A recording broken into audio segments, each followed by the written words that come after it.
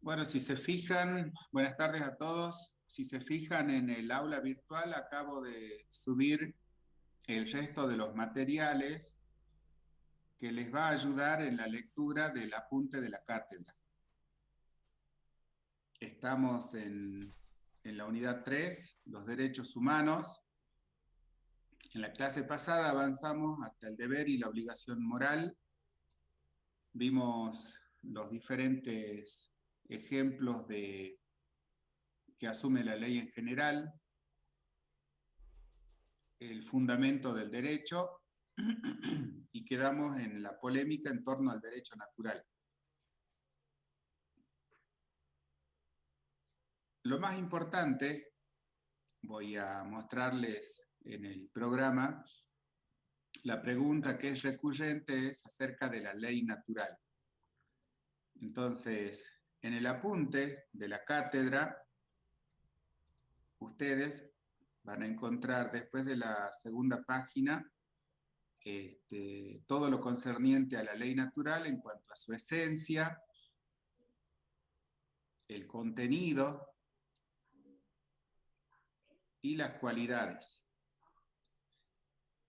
Entonces, la ley natural, dentro de las cualidades, decimos que es inmutable en sí misma y también extrínsecamente. ¿A qué hace referencia esto? En el sentido de que es inmutable en sí misma, no va a cambiar porque viene de una ley superior inclusive, que es la ley eterna. La ley eterna es la que está en la sabiduría de Dios, creador del mundo, y que produce esta ley natural que cuando se hace objetiva se pone por escrito y tenemos una ley positiva humana. ¿Ustedes recuerdan entonces de la clase pasada algún ejemplo de ley positiva humana? ¿Me pueden dar algún ejemplo? ¿Cualquier ley?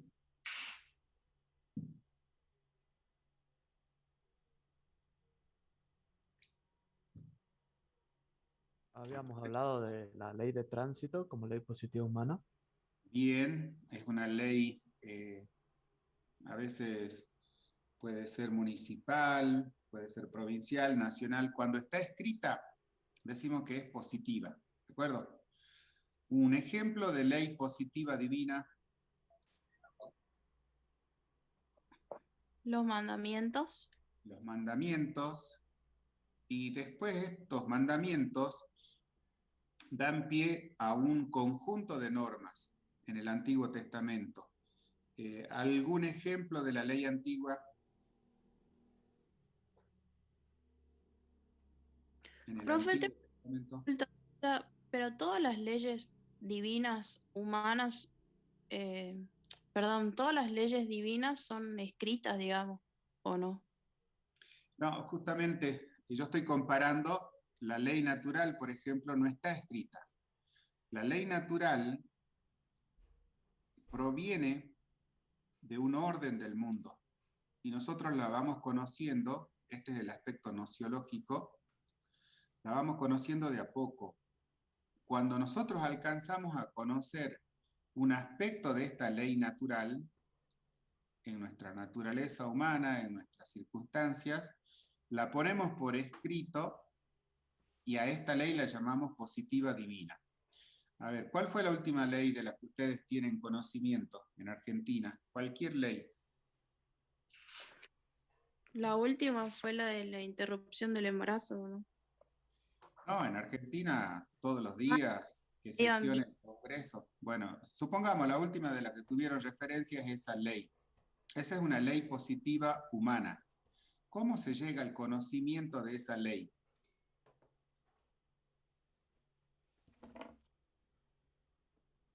Después de un largo debate, después de mucho estudio. Y nosotros decimos que lo deseable es que estas leyes positivas humanas surjan de esta ley natural, lo deseable. La ley natural es la que regula todo el orden del universo, regido por un principio vital. Entonces, lo deseable es que la ley positiva humana sea el resultado de descubrir un aspecto de esta ley natural. Recién acabamos de decir, acá en el apunte, fíjense, esta ley natural es universal, aplica a toda la raza humana y es en sí misma igual para todos. Pero el conocimiento de esta ley, nuestro conocimiento de la ley natural, es progresivo. Entonces, yo estoy avanzando así, pasando por alto un montón de páginas. Ustedes van a ver que el conocimiento de esta ley natural se va haciendo concreto a lo largo del tiempo, y cada vez que el hombre objetiva, les estoy buscando acá, acerca del conocimiento de esta ley natural, a ver si alcanzan a leer, por favor.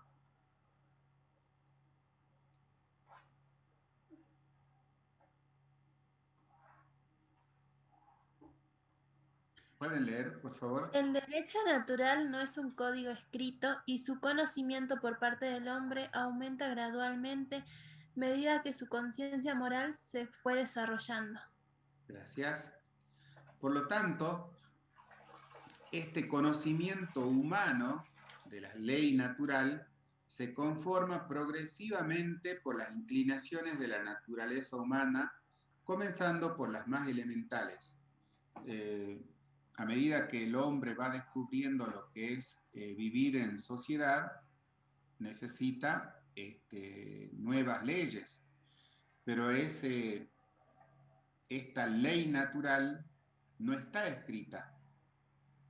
Existe, está presente en la naturaleza y está presente en nuestra alma, en nuestra conciencia, pero se objetiva cuando, por ejemplo, supongamos, ahora en la pandemia surgen nuevas necesidades. Tenemos que arreglar la relación que vamos a tener entre el profesor y el alumno.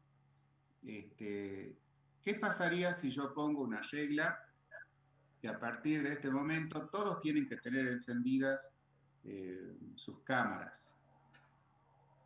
¿Qué les parece a ustedes? ¿Sería para bien o para mal?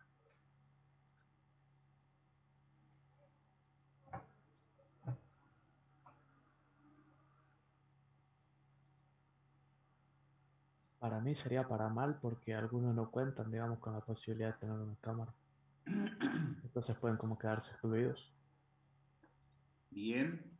¿Alguna otra opinión? Para mí estaría mal porque sería medio autoritario y siendo la forma en que usted tiene una especie de relación más cómoda para con los alumnos, entonces sería un cambio muy radical. Bien. Entonces, yo puedo inferir que a mí me encanta ver el rostro de ustedes, una relación mucho más afable dentro del contexto de la psicología. Ustedes ya saben lo que es ver el rostro del otro, y me parecería bueno que todos enciendan las cámaras. Entonces, cuando yo quiero compartir algo con ustedes, podemos vernos la cara. ¿Qué les parece?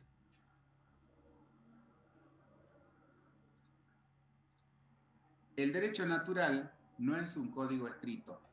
O sea, yo no puedo inferir a partir de una relación meramente individual, unilateral, como ustedes acaban de decir. Bueno, a partir de este momento el que no enciende la cámara estaría ausente o no está cumpliendo con un requisito de mi cátedra.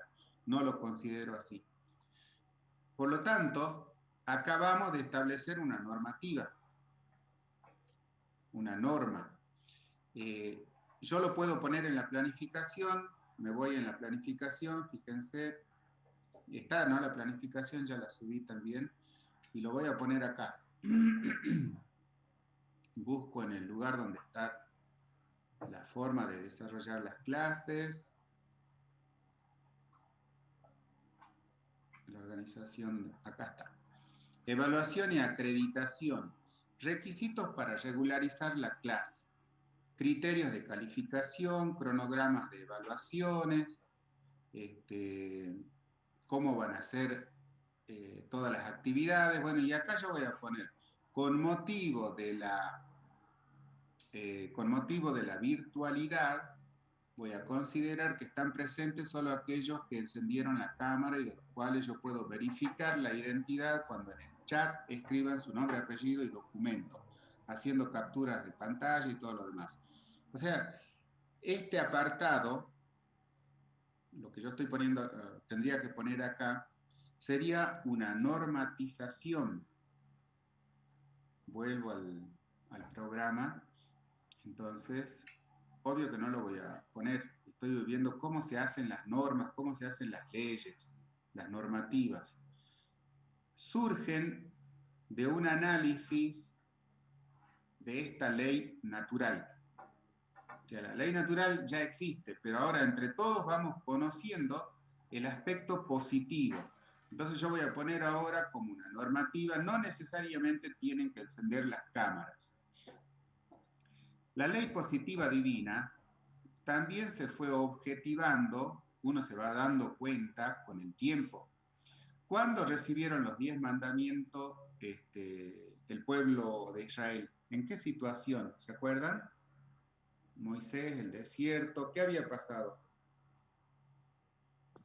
Había esclavitud de los egipcios hacia los hebreos y apareció el Salvador, que fue Moisés, que fue criado como príncipe. Perfecto. Resulta que deciden salir, estaba todo muy bien, estaba todo muy lindo, pero hubo una revuelta en el desierto, porque Moisés se había ido a hablar con Dios para organizar al pueblo. O sea, toda organización humana necesita una ley positiva. Ahora, si la hacemos entre nosotros, acabamos de decidir que no es necesario que enciendan las cámaras, es una ley positiva humana. Ahora, ¿cómo vamos a organizar a este pueblo? Pensó Moisés.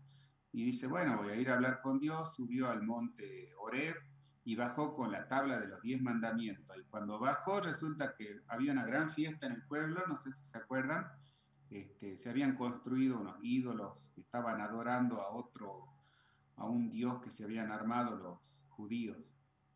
Entonces, en ese contexto, la ley positiva divina, escrita por Moisés, necesitó de nuevas leyes en el Antiguo Testamento. Entonces, esta ley antigua, aprovecho a mostrarles, chicos, lo que acabo de subir también fíjense, acá dice, Compendio de la Doctrina Social de la Iglesia y el Catecismo de la Iglesia Católica. Estos archivos les van a dar una visión clara de los ejemplos de estas leyes. Por ejemplo, la ley natural está inscrita por el Creador en el corazón de todo hombre. Consiste en la participación y en la sabiduría de Dios. Les va dando definiciones. ¿Cómo se percibe esta ley natural? Están con los códigos del Catecismo de la Iglesia. ¿Qué relación hay entre la ley natural y la ley antigua? Entonces ustedes van viendo ahí cómo el pueblo de Israel fue necesitando nuevas leyes y a esa ley se le llamó ley antigua. ¿Se acuerdan? La clase pasada les decía ojo por ojo, diente por diente. Entonces, si alguien me pegaba una cachetada de acuerdo a esa ley, ¿qué tenía que hacer yo?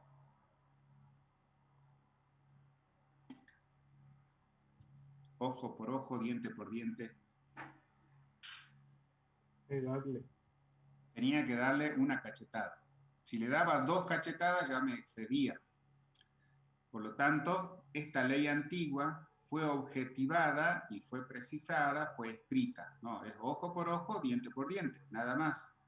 Más adelante, esta ley se modifica, se objetiva con una nueva ley, o ley evangélica, proclamada y realizada por Cristo, en cumplimiento de la ley divina, natural y revelada. Básicamente, después de esta ley, si alguien me pegaba una cachetada en la mejilla, ¿yo qué tenía que hacer? Poner la otra mejilla.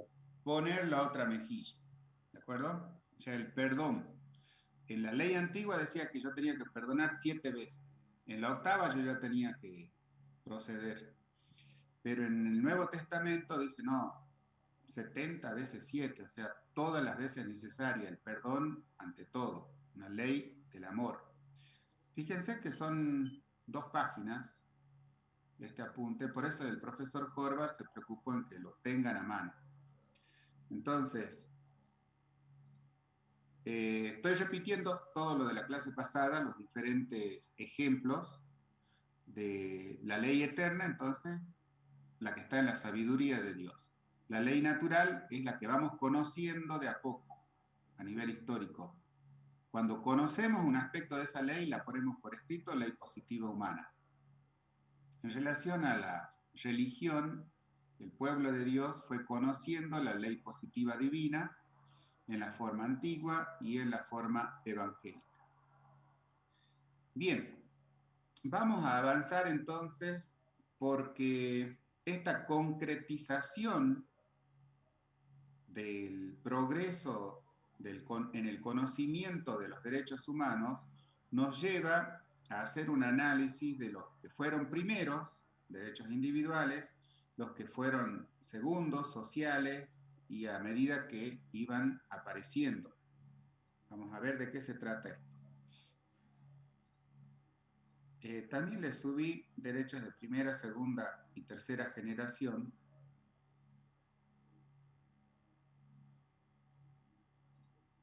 Van a ver que los primeros derechos que aparecen y se instauran en las constituciones de los diferentes países tenían que ver con aspectos civiles y políticos. Defendían un valor llamado libertad. Siglo XVIII, XIX, en esta época de las grandes revoluciones, se trataba de limitar el poder del rey, el poder del señor feudal, el rey del zar, y garantizar la participación política de los ciudadanos. Ejemplo de estos derechos, se les llama derechos de primera generación porque son los que aparecieron en la historia de la civilización y tenían que ver con los siguientes. ¿Alguien puede leer los ejemplos?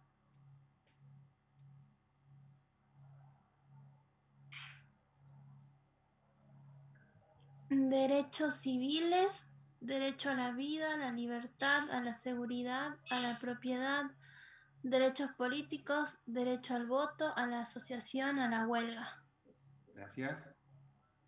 Entonces, el primer derecho que se consagra es el derecho a la vida.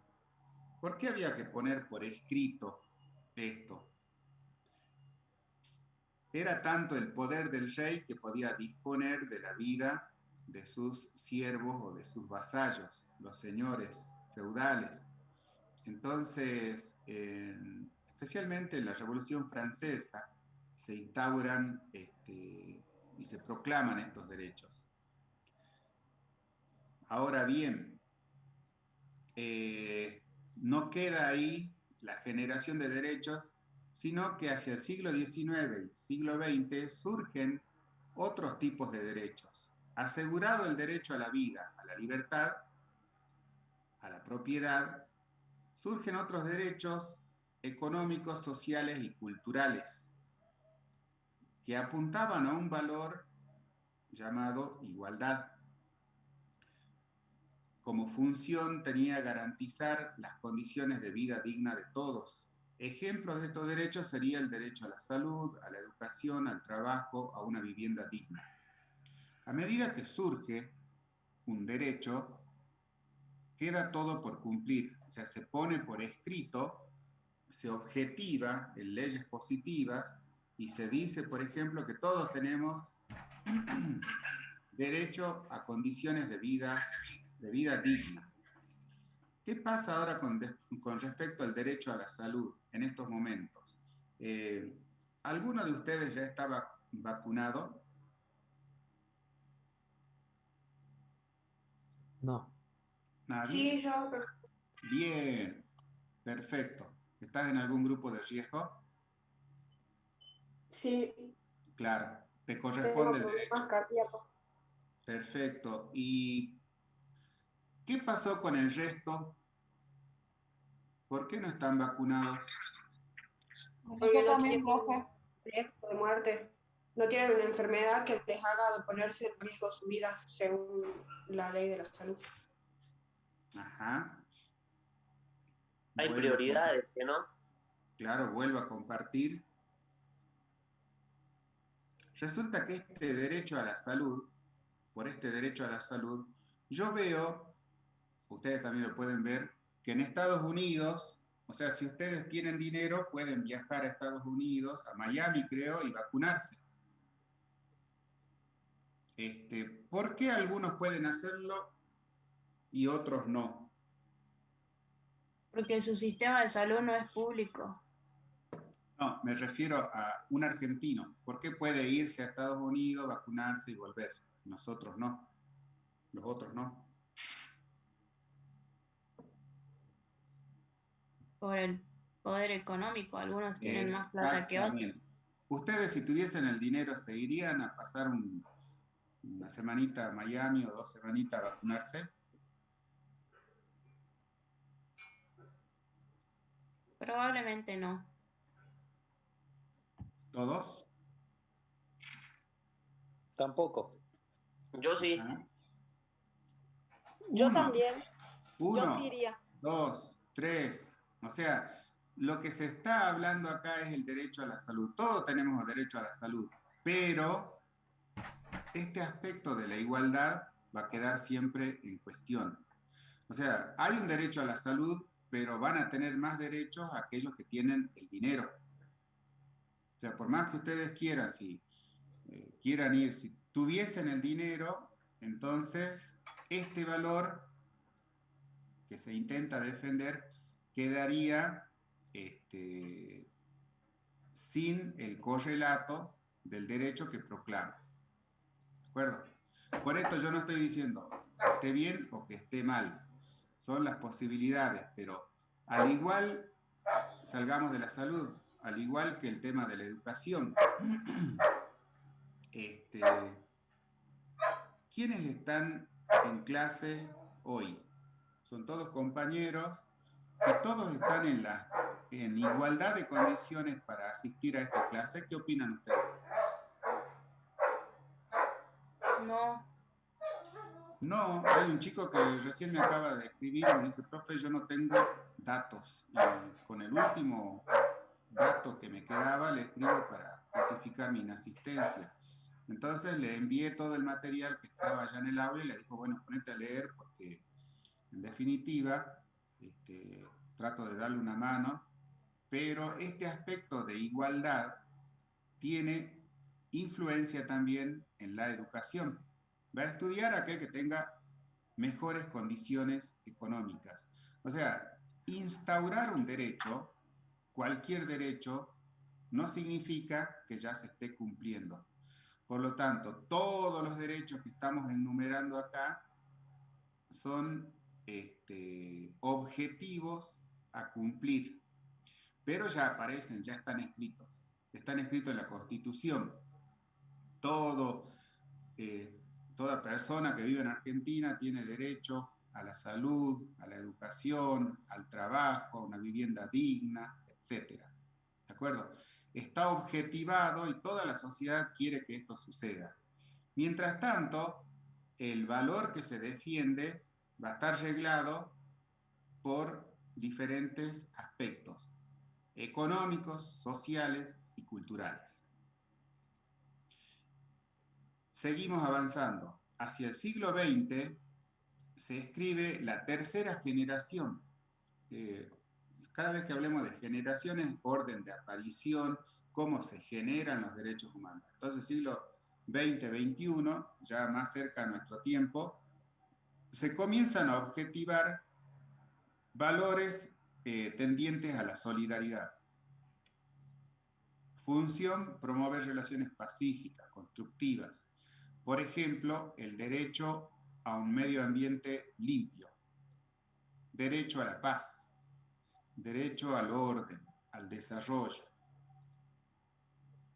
¿Conocen alguna ley que esté basada en este derecho a un medio ambiente limpio?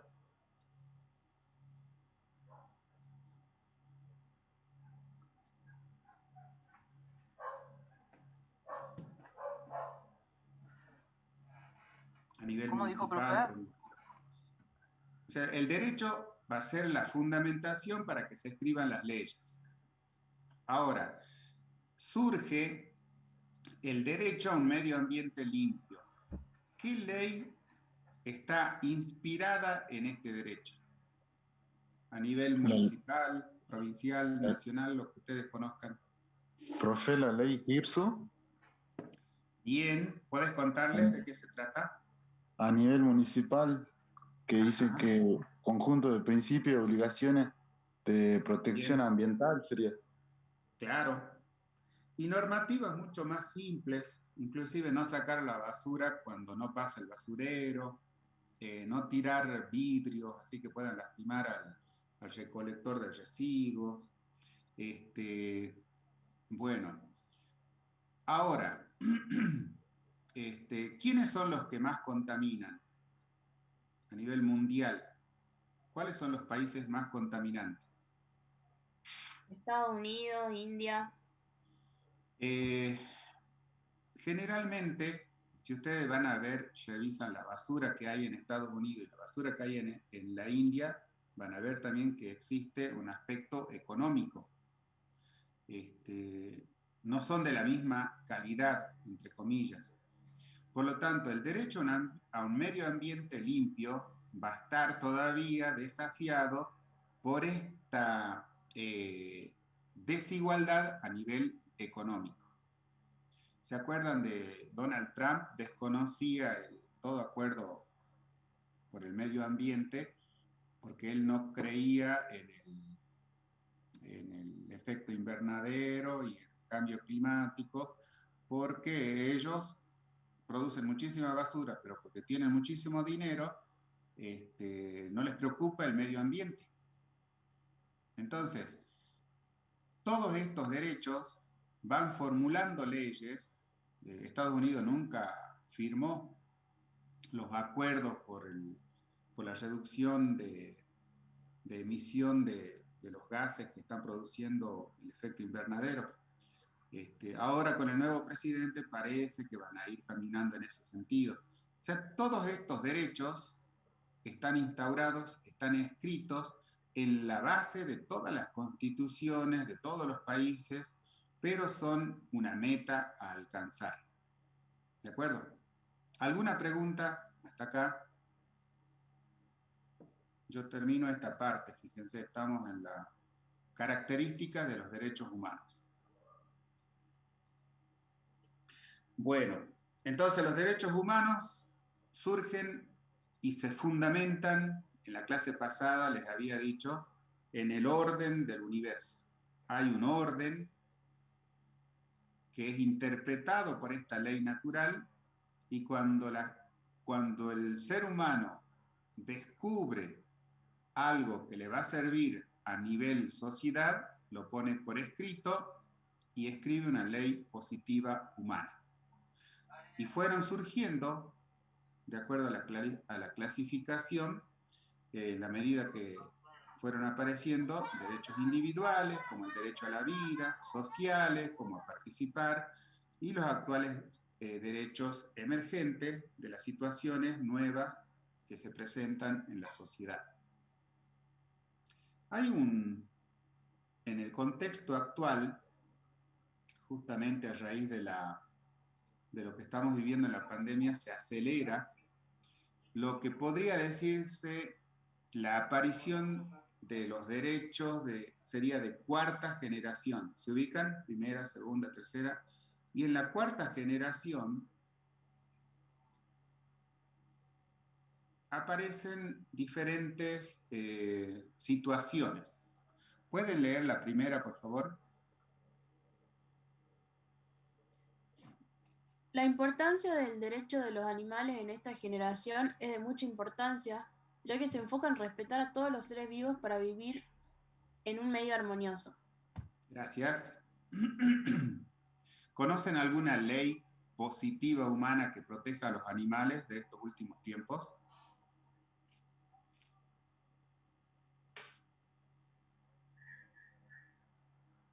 ¿Se acuerdan? No sé si ustedes alcanzaron a conocer antes, hace unos 10 años, supongamos, pasaba un camión y recogía todos los perros que estaban en la calle y se los llevaba a un lugar dentro del municipio, en el Corralón, que se llamaba Perrera. ¿Puede hoy el municipio salir con la perrera a retirar a todos los perros que están en la calle?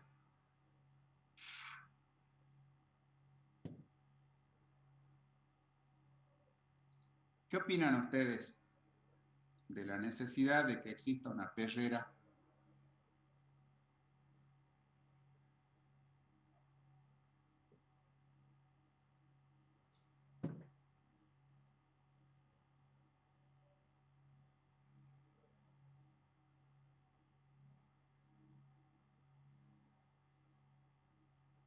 Hola, ¿quedó alguien en clase?